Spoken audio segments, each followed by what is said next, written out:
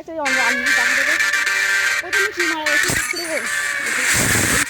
এই দোকান এই দুটো